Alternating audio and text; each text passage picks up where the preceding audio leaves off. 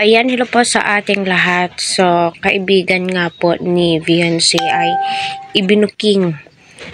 So, ano nga ba yon?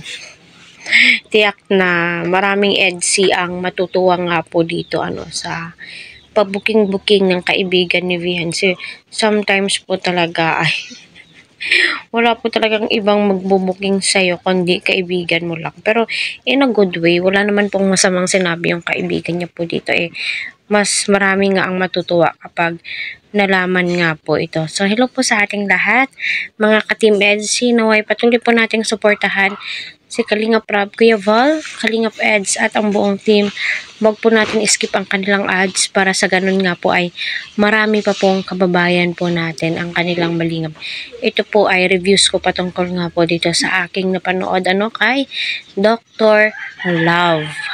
Kaya naman pala pulang-pula itong si EDC o si Beyonce kapag andyan na si Kalingap Eds kasi matagal na pala niyang crush ito.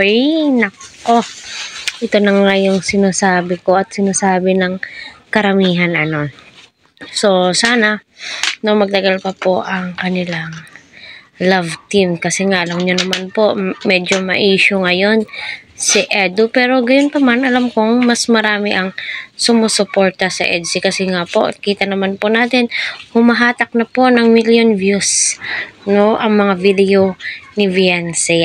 Congrats at deserve na deserve mo yan, Beyonce. So panoorin muna natin para ating malaman. Kinikilig po ako, my God. Nakakilig ba yung mga kwento na yan? Opo. Talaga? Anong mga sinasabi niya sa iyo? Gaya nga po nung kinikilig siya kanya pag kasama niya si Kuya Edwin. Ay, talaga?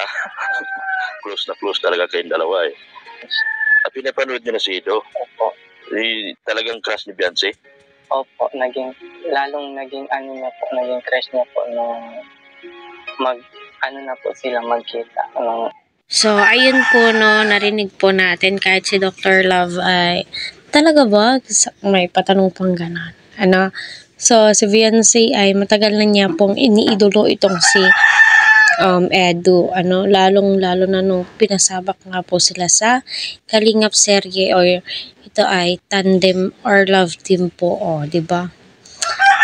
So, kaya pala iba yung mga tinginan ni Beyonce kay Eds, kasi nga may crush. Alam naman po natin, crush ay paghanga. Pero minsan, yung ganitong love team ay kung pagkakaloob po, may chance na magiging sila. Wow, advance masyado, diba?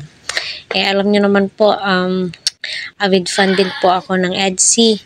At ito nga po yung palagi kong inaabangan.